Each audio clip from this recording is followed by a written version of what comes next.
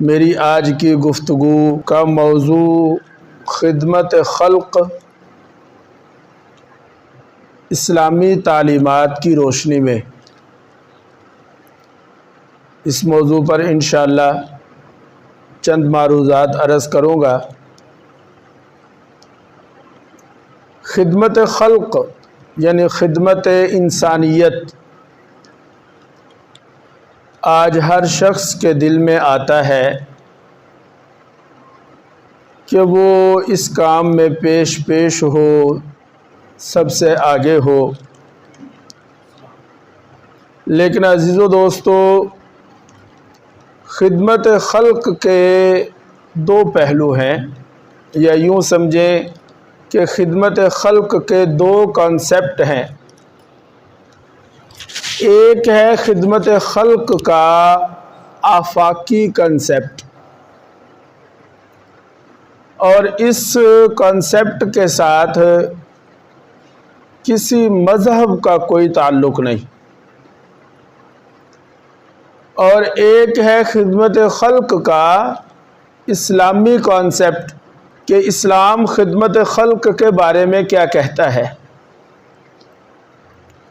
دیکھیں، پہلا جو تصور ہے خدمت خلق کا، میں نے کہا وہ یہ ہے کہ دکھی انسانوں کی خدمت کرنا، کسی کے کام آنا۔ خدمت خلق کا یہ کنسیپٹ آفاقی ہے، پوری دنیا میں ہے، متفق علیہ ہے، یعنی یہ ہیومن لیول کا ایک کنسیپٹ ہے جو تمام مذاہب میں پایا جاتا ہے۔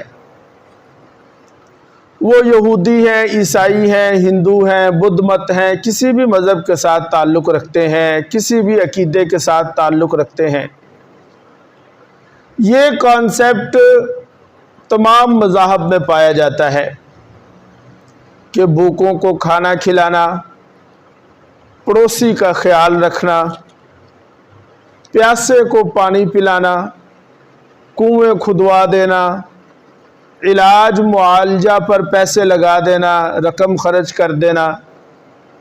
ایک سر گنگا رام تھا جس نے پورا ہسپتال بنا دیا، یتیموں کی سرپرستی کرنا، یہ تمام مذاہب میں پائی جاتی ہیں یہ چیزیں۔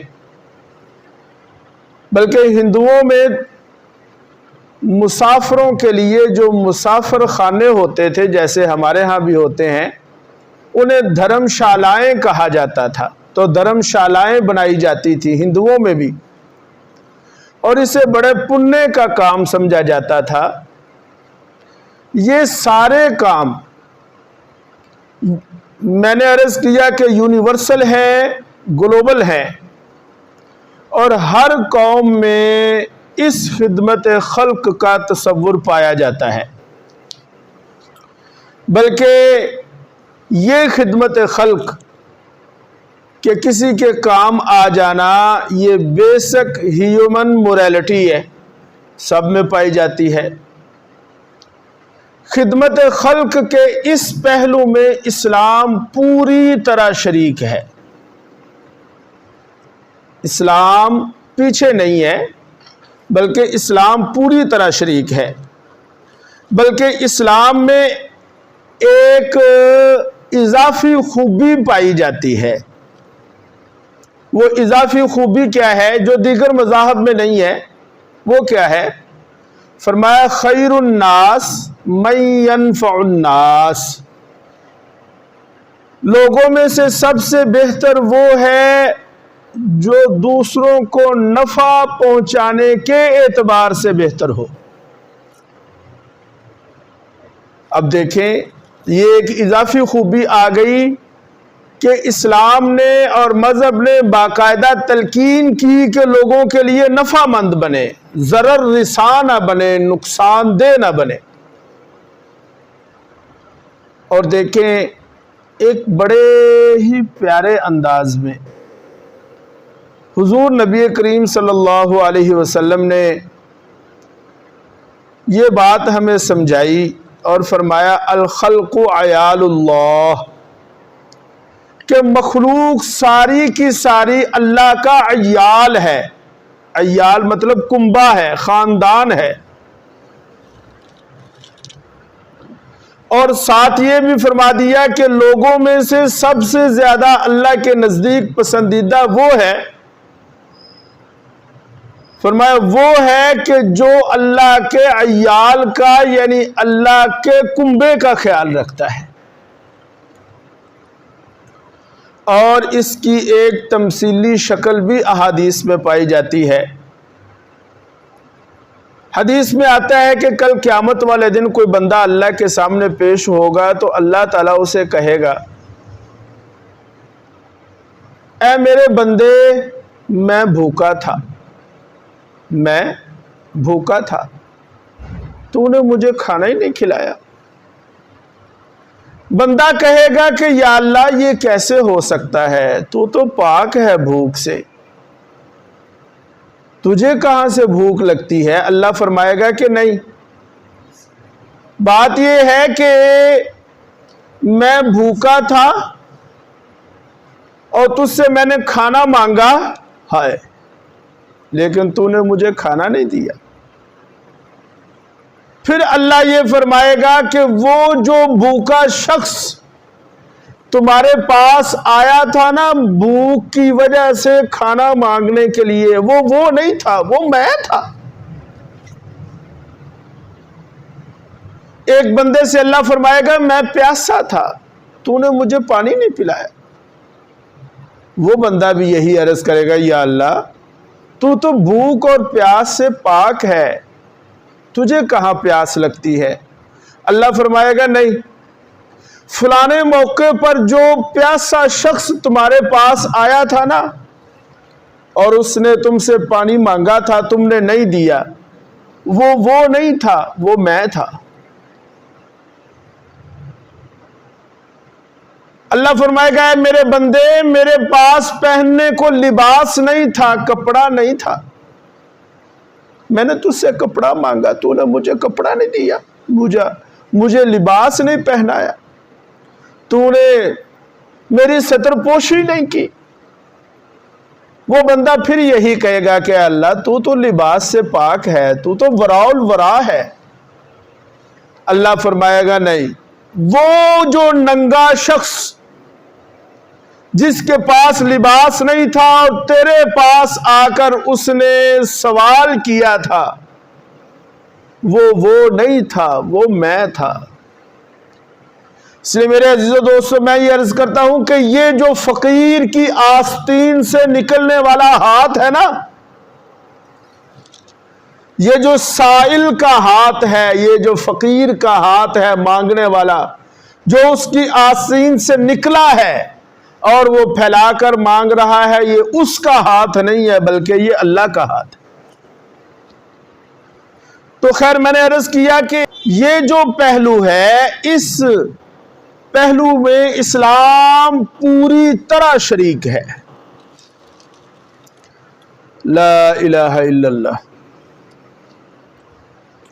خود سرکار دو عالم صلی اللہ علیہ وسلم میں بھی یہ بات بطریق اتم موجود تھی۔ تفسیر کبیر امام رازی رحمہ اللہ نے ایک واقعہ لکھا کہ آپ صلی اللہ علیہ وسلم کی شادی ہوئی 25 برس کی عمر میں، اور جب آپ کی عمر شریف 40 برس ہوتی ہے تب آپ کو نبوت ملتی ہے۔ آپ پر پہلی وحی نازل ہوئی، آپ گھر تشریف لائے، طبیعت پر بڑا بوجھ تھا، کیونکہ یہ جو وحی تھی، یہ جو نزول وحی تھی، یہ فرسٹ ایکسپیرینس تھا، اس سے پہلے کوئی تجربہ نہیں تھا۔ اب جو وحی نازل ہوئی، سرکار دو عالم صلی اللہ علیہ وسلم پریشان ہو گئے، جسم میں کپی طاری ہو گئی، بلکہ فرمایا خشیت علی نفسی، مجھے تو یہ خطرہ ہے کہ میری جان ہی نہ چلی جائے، ایسی کیفیت تھی۔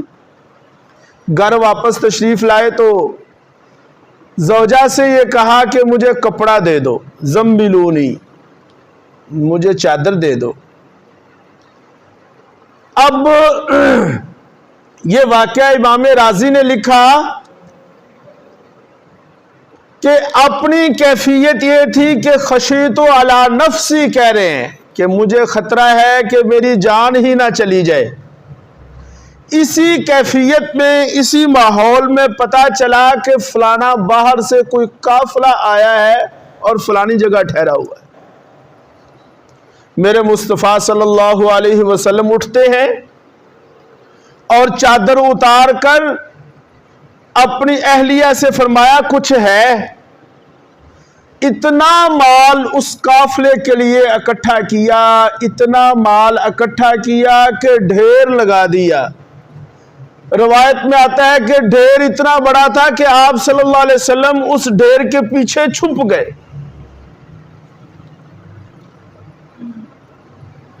کیوں بھائی؟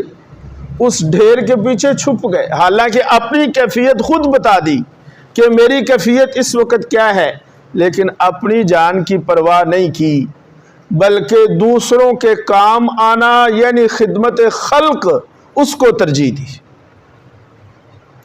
تو بہرحال یہ جو خدمت خلق کا یہ جو پہلو ہے یہ کامن ہے، میں نے کہا یہ یونیورسل ہے، گلوبل ہے، یہ تمام مذاہب میں پایا جاتا ہے۔ خدمت خلق کا یہ تصور کسی مذہب کے ساتھ خاص نہیں ہے، تمام مذاہب کے لوگ خدمت خلق کے اس پہلو پر کام کرتے ہیں، بھوکوں کو کھانا کھلاتے ہیں، پیاسوں کو پانی پلاتے ہیں۔ ہاں، اسی طرح جناب لوگوں کے کام آتے ہیں۔ البتہ ایک سیکنڈ ڈائمینشن ہے، وہ کیا ہے؟ خدمت خلق کا دوسرا تصور۔ ایک تصور تو میں نے آپ کے سامنے بیان کر دیا، اور وہ یہ کہ لوگوں کے کام آنا، لیکن خدمت خلق کا ایک اور تصور ہے جو اسلام پیش کرتا ہے، جو اسلام ہمیں بتاتا ہے۔ چنانچہ اسلام ہمیں کیا بتاتا ہے؟ اسلام یہ بتاتا ہے کہ دیکھو یہ دنیا عارضی ہے، ایک دن ختم ہو جائے گی، اور آخرت اصل ہے، باقی رہنے والی ہے۔ وَإِنَّ الدَّارَ الْآخِرَةَ لَهِيَ الْحَيَوَانُ۔ اب میرے عزیزو دوستو ذرا توجہ فرمائیں آپ میری بات کو۔ خدمت خلق کا اسلامی تصور کیا ہے؟ ایک تو خدمت خلق کا وہ تصور ہے جو آفاقی ہے، لیکن خدمت خلق کا اسلامی تصور کیا ہے؟ خدمت خلق کا اسلامی تصور یہ ہے کہ چونکہ یہ دنیا عارضی ہے اور ختم ہو جانے والی ہے، لہذا اس دنیا کے بارے میں اگر فکر نہ بھی کی تو خیر ہے، اور آخرت جو ہے وہ دائمی ہے، باقی رہنے والی ہے، لہذا اگر آخرت کی فکر نہ کی تو پھر بڑے ہی خسارے میں چلے گئے۔ تو آپ لوگوں کو میری بات سمجھ آ گئی ہوگی کہ خدمت خلق کا سیکنڈ ڈائمینشن یہ ہے کہ لوگوں کو اس بات کی طرف توجہ دلانا اور اس بات کی فکر دلانا، اور لوگوں کی اس بات میں مدد کرنا کہ لوگ آخرت میں جہنم کی آگ سے بچ جائے۔ لہذا میری یہ بات نوٹ فرما لیں سارے دوست کہ اصل خدمت خلق لوگوں کو جہنم کی آگ سے بچانا ہے۔ یہ بھی خدمت خلق ہے کہ بھوکے کو کھانا کھلا دیا جائے، پیاسے کو پانی پلا دیا جائے، یتیموں بیواؤں مسکینوں کے کام آیا جائے، یہ بھی خدمت خلق ہے۔ لیکن اصل خدمت خلق یہ ہے کہ لوگوں پر ایسی محنت کی جائے کہ لوگ جہنم کی آگ سے بچ سکیں۔ میرے عزیزو دوستو، میں آپ کو بتاتا ہوں یا آپ سے سوال کرتا ہوں کہ ایک شخص ایسا ہے جس کی دنیا تو بن گئی، لیکن اگر آخرت نہ بنی تو آپ مجھے بتائیں کیا وہ کامیاب ہے؟ دنیا تو بڑی اکٹھی کر لی، دنیا بنا لی، آخرت کی فکر نہیں کی، خسارے میں ہے۔ اس لیے میں یہ کہوں گا کہ معلوم یہ ہوا کہ پڑوسی بھوکا مرتا ہے تو مر جائے۔ دیکھیں، خدا کے لیے میری بات کا غلط مطلب نہ لینا، میں کہتا ہوں کہ پڑوسی کا خیال رکھنا اسلامی تعلیمات ہے، لیکن میں موازنہ کر رہا ہوں آپ کے سامنے کہ پڑوسی اگر بھوکا مرتا ہے تو مر جائے، یہ عمومی تصور ہے کہ پڑوسی بھوکا نہیں مرنا چاہیے، یہ ایک عمومی تصور ہے۔ لیکن اسلامی تصور کیا ہے؟ اسلامی تصور یہ ہے کہ بھوکا مرتا ہے تو مر جائے، بے نمازی نہ مرے۔ عمومی تصور یہ ہے کہ پیاسا نہ مرے، اور اسلامی تصور یہ ہے کہ پیاسا مرتا ہے تو مر جائے، بے نمازی نہ مرے۔ اس لیے کہ اصل خدمت خلق لوگوں کو جہنم کی آگ سے بچانا ہے، اور خدمت خلق کا اسلامی تصور یہ ہے کہ اللہ کا تعارف کرایا جائے، get them introduced to اللہ، اللہ کی ذات کا تعارف، یہ ہے اسلامی تصور۔ اب میں یہ آپ کو بتاتا ہوں، میں نے آپ صلی اللہ علیہ وسلم کی زندگی کا کچھ حصہ پیش کر دیا۔ یہ بات کہ اصل خدمت خلق آخرت ہے، یہ بات سرکار دو عالم صلی اللہ علیہ وسلم پر آشکارا کب ہوئی؟ توجہ کریں جی، میری بات بڑے اہم موڑ پر ہے۔ یہ بات کہ اصل خدمت خلق جہنم کی آگ سے بچانا ہے، یہ تصور آپ پر آشکارا کب ہوا؟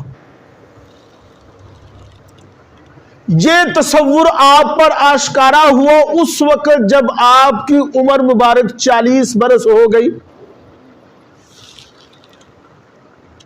وَبَلَغَ أَشُدَّهُ 40 سَنَةً، فرمایا جب کسی بندے کی عمر 40 برس ہو جاتی ہے اس کی عقل تام ہو جاتی ہے، اس کی عقل پوری ہو جاتی ہے، وہ بچہ نہیں، اب وہ کوئی جذباتی فیصلہ نہیں کرے گا، اب وہ سوچ سمجھ کے فیصلہ کرے گا۔ گویا جب عمر شریف 40 برس ہوئی اور ظاہری اعتبار سے کامل عقل ہو گئی، ویسے تو آپ صلی اللہ علیہ وسلم پیدائش سے ہی ساری دنیا سے اعلیٰ ہے، لیکن ظاہری اعتبار سے میں نے کہا کہ جب عمر شریف 40 برس ہو گئی، عقلی طور پر بالغ ہو گئے، عقل کامل ہو گئی، تو آپ پر وحی آئی۔ کیا ہوا جی؟ بولیں ذرا۔ وحی نازل ہوئی۔ جب آپ پر وحی نازل ہوئی اور آپ نے اللہ تعالی کے پیغام کو پڑھا، کہیں فرمایا کہ یا ایھا المدثر قم فانذر، اے مدثر، اے چادر والے، قم، اٹھئے، فانذر، اب لوگوں کو جہنم کی آگ سے بچائے، انذر، ڈرائے اس بات سے، وانذر عشیرتک الاقربین، ڈرائیں لوگوں کو۔ جب آپ نے اللہ تعالیٰ کے پیغام کو جو نازل ہوا بذریعہ وحی، اس کو فالو کیا، اس کا مطالعہ کیا، اس کو سمجھے، تو پھر میرے مصطفیٰ صلی اللہ علیہ وسلم کو یہ ریلائز ہوا کہ نہیں، لوگوں کے کام آنا بھی خدمت خلق ہے، لیکن اصل خدمت خلق، اصل خدمت انسانیت لوگوں کی آخرت بنانا ہے۔ میری بات سمجھ آئیے آپ لوگ؟ لہذا میں نے عرض کیا کہ اصل خدمت خلق اور اسلامی تصور خدمت خلق کا یہ ہے، بھوکا مرتا ہے مر جائے، پیاسا مرتا ہے مر جائے، بے لباس مرتا ہے مر جائے، اور اسی طرح بے گھر کے مرتا ہے مر جائے، لیکن کوئی کلمے کے بغیر نہ مرے، کوئی کلمہ کے بغیر نہ جائے۔ جب آپ صلی اللہ علیہ وسلم پر خدمت خلق کا یہ پہلو آشکارا ہوا اور واضح ہوا، اور جب وحی نازل ہوئی اور حقیقت منکشف ہوئی کہ اصل تو آخرت ہے، پھر آپ صلی اللہ علیہ وسلم نے اپنی ساری عمر اسی بات میں لگا دی۔ چنانچہ پھر خدمت خلق، جو اصل خدمت خلق تھی، اس خدمت میں آپ صلی اللہ علیہ وسلم نے 5 باتوں کا بتکلف التزام فرمایا۔ کیوں جی؟ 5 باتوں یعنی 5 صفات کے ساتھ پھر مخلوق کی خدمت کی۔ نمبر 1، مخلوق کی خدمت کی بلا معاوضہ۔ کیا جی؟ بولو، بلا معاوضہ سمجھتے ہو؟ وداؤٹ سیلری، بغیر پیسوں کے۔ اور اللہ نے فرمایا کیا ہے نبی جی؟ آپ فرما دیجئے لا اسألکم علیہ اجرا، میں تم سے اس خدمت کا کوئی اجر نہیں مانگتا، کوئی سوال نہیں کرتا میں تم سے۔ یعنی دوسرے لفظوں میں یوں کہوں گا کہ ٹوٹل سوشل ہو کر، پیور سوشل ہو کر، ٹوٹل سوشل ورکر بن کر آپ نے پھر یہ خدمت فرمائی۔ نمبر 2، پھر مخلوق کی آخرت کی خدمت کی، فکر کی دوسری صفت یہ تھی کہ بغیر کسی کی ملامت کے کی۔ آپ جانتے ہیں مکی زندگی کیسی تھی، برا بلا بھی معاذ اللہ کہا گیا، جادوگر کہا گیا، ساحر کہا گیا، کاہن کہا گیا، شاعر کہا گیا، مجنون، دیوانہ کہا گیا آپ صلی اللہ علیہ وسلم، لیکن کسی ملامت کی، کسی بات کی پرواہ نہیں کی، آپ خدمت خلق کے اس پہلو پر لگے رہے۔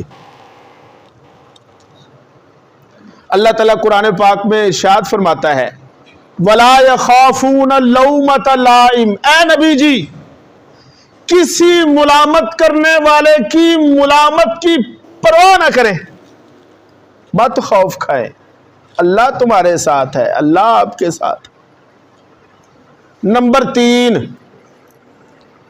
خدمت خلق کی، اور تیسری صفت خدمت خلق کی یہ تھی کہ سر توڑ کی۔ کیا جی؟ سر توڑ،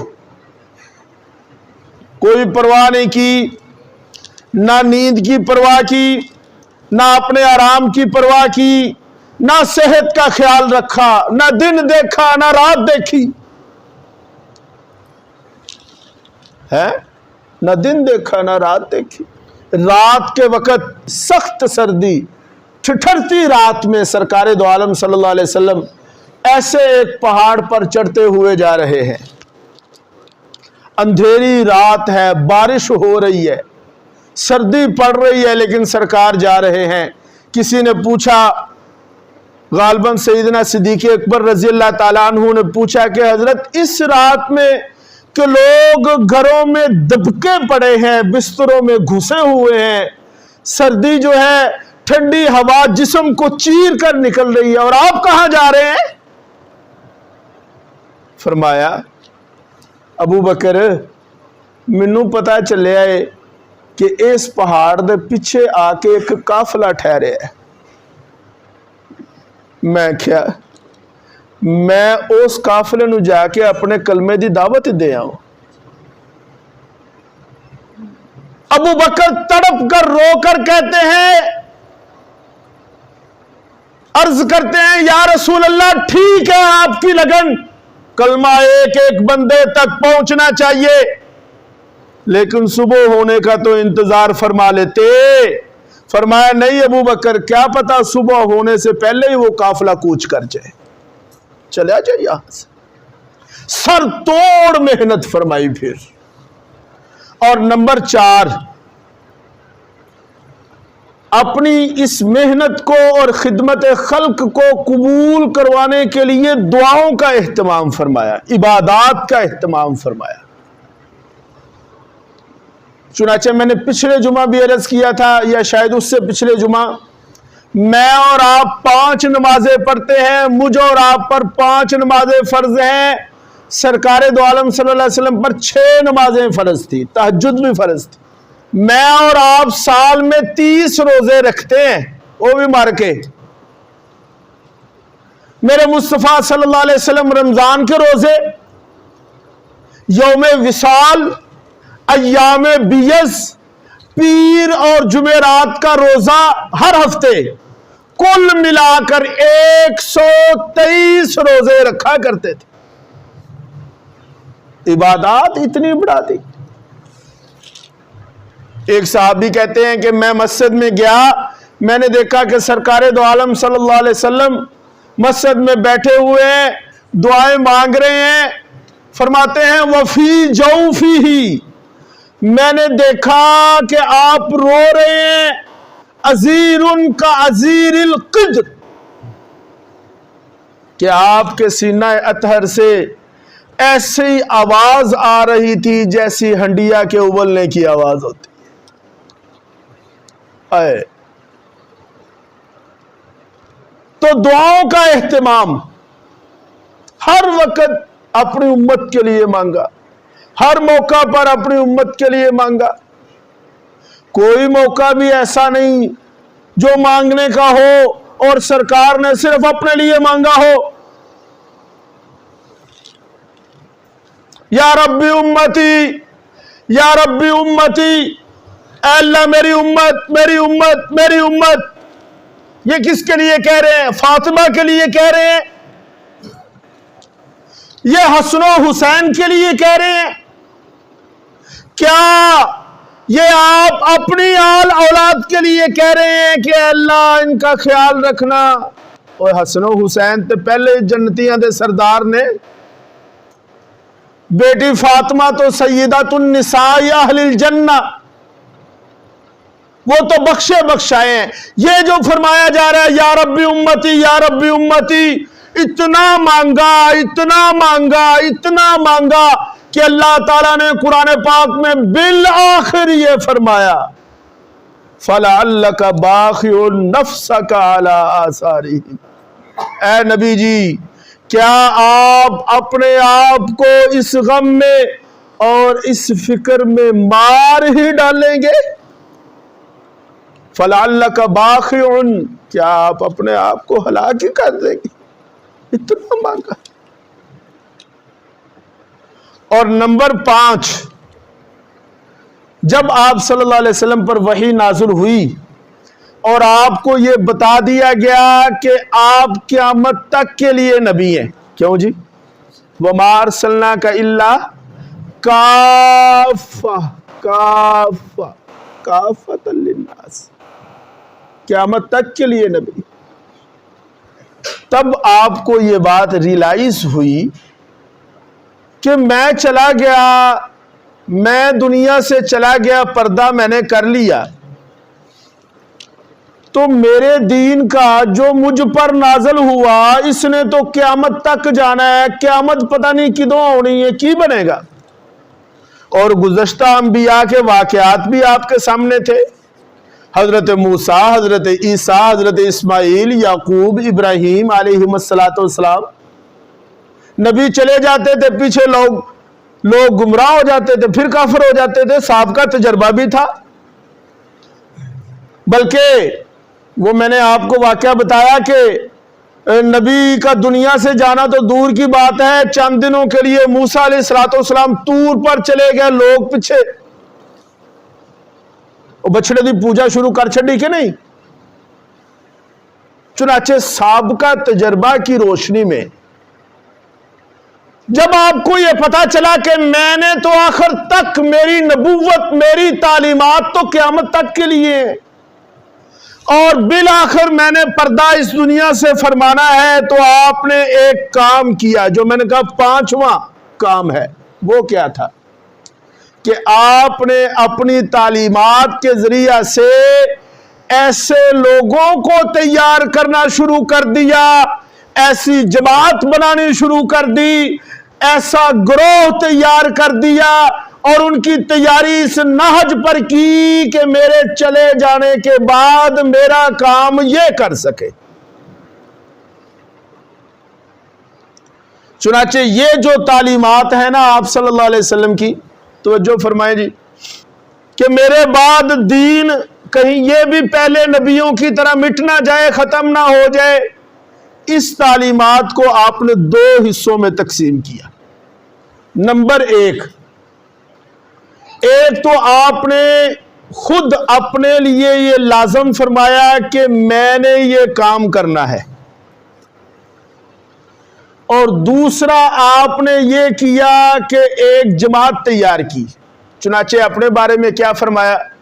فرمایا انما بعثت معلما، انما بعثت، بولو معلما، کہ اللہ تعالیٰ نے مجھے معلم بنا کر بھیجا ہے۔ میں تے آئے، میں کوئی جگیرہ بنان نہیں آیا، میں کوئی دنیا تے محل بنانے نہیں آیا، بلکہ میں کس لیے آیا ہوں؟ انما بعثت معلما۔ اور سرکار نے پھر فرمایا لوگوں سن لو، میری تمام نسبتوں میں سے سب سے بڑی نسبت یہ ہے کہ میں معلم ہوں۔ ٹھیک ہے نا جی، یعنی اپنا تعارف کرایا۔ دوسرا کام احساس ذمہ داری، وہ جو گروہ آپ نے تیار فرمایا، صحابہ کی جماعت تیار فرمائی، خدمت خلق کے اس پہلو پر کام کرنے کے لیے ان کے اندر احساس ذمہ داری دلائی۔ اس کے لیے میں صرف 2 احادیث ہی آپ کے سامنے پیش کروں گا۔ نمبر 1، پہلے تو یہ فرمایا بلغوا عنی ولو آیا، میری طرف سے تمہارے پاس کوئی آیت، کوئی ٹکڑا، کوئی بات، کوئی مسئلہ، کوئی قول، کوئی باب دین کا پہنچتا ہے تو بلغو، اس کو آگے پہنچانا ہے۔ کیا کرنا ہے؟ بولو ذرا، آگے پہنچانا ہے، بلغو۔ اس لیے میں یہ کہوں گا کہ اگر کوئی دین کی دعوت دے رہا ہے، یہ جو فرمایا بلغو عنی، اس کا ترجمہ ہوگا آن مائی بیہاف۔ لہذا اگر کوئی دین کی محنت کر رہا ہے، کسی بھی شکل میں کر رہا ہے، وہ کیا ہے؟ بلغو عنی، آن مائی بیہاف، وہ اپنی طرف سے نہیں کر رہا۔ دوسرا کیا فرمان تھا؟ فرمایا نظر اللہ امرأ سمع مقالتی فوعاها وأداها، لوگوں سن لو، سر سبز و شاداب رہے وہ شخص جس نے میری طرف سے کوئی ایک بات سنی، فوعاها، پھر اسے یاد کیا، وأداها، اور اسے پھر لوگوں تک پہنچایا۔ فرمایا ہمیشہ وہ سر سبز و شاداب رہے۔ یہاں پر ایک اور بات کر دی، ایک اور بات میرے ذہن میں آ گئی اس حدیث کے ضمن میں۔ پہلے تو یہ فرمایا نا کہ پہنچاؤ، اس حدیث کا مفہوم یہ ہے کہ تہاڈا کام میں سن کے اگے پہنچانا، خود عمل کرو یا نہ کرو. اج اسی بڑا منہ کھول کے کہہ دینے بڑا صوفی بنیا پھردا سانو ہدایتاں کردا ہے سانو نصیحتاں کردا ہے آپ عمل کردا نہیں. اس حدیث میں کہیں بھی یہ نہیں آیا کہ سر سبز و شاداب رہے وہ شخص جو میرے فرمان کو سنے پھر اس پر عمل کرے پھر آگے پہنچائے.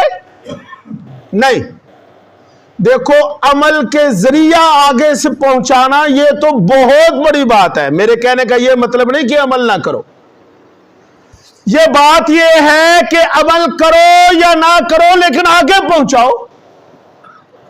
فَوِعَاهَا وَأَدَّاهَا. پھر آپ نے اپنے گھر کی تعلیمات میں کیا فرمایا؟ گھر کی عورتوں کو واعظ فرماتے ہوئے آپ نے فرمایا یا فاطمہ بنت محمد صلی اللہ، اے فاطمہ، اے محمد کی بیٹی، انقذی نفسک من النار فإنی لا املک لک من اللہ شیئا. اے فاطمہ، اے محمد کی بیٹی، اپنے آپ کو جہنم کی آگ سے بچانا. یہ مت سمجھنا کہ میں محمد کی بیٹی ہوں کہ انی لا املک لک من اللہ شیئا، کل قیامت والے دن میں تمہارے کسی عمل کا ذمہ دار نہیں ہوں گا. پھر ایک دفعہ آپ نے اپنی پھپھی کا نام لے کر یا صفیہ یا امت محمد، اے صفیہ، اے محمد کی پھپھی، انقذی نفسک من النار فإنی لا املک لک من اللہ شیئا. یار اپنے ایمان نال دسو، اپنی پھپھی دا نام لیا، اپنی بیٹی دا نام لیا، انہاں نو آکھن واسطے آکھیا؟ بولو یار نہیں. یہ مجھے آپ کو سمجھایا ہے، مت سمجھو یہ بات کہ فلانا بابا، فلانا پیر، فلانا چودھری، فلانا ہمیں بچا لے گا. اگر کوئی محمد کا سگا رشتہ دار بھی ہوگا، سکا چاچا ہی پاوے کیوں نہ ہوئے، کلمہ نہیں سو پڑے گا، اچھے کاموں پہ عمل نہیں کرے گا، جہنم سے نہیں بچ سکے گا. چنانچہ خدمت خلق کا ایک تصور تو یہ ہے کہ لوگوں کی خدمت کی جائے، بھوکوں کو کھانا کھلایا جائے، پیاسوں کو پانی پلایا جائے، لیکن اصل خدمت خلق یہ ہے، اصل خدمت خلق یہ ہے کہ لوگوں کو جہنم کی آگ سے بچایا جائے. اللہ تعالی عمل کی توفیق.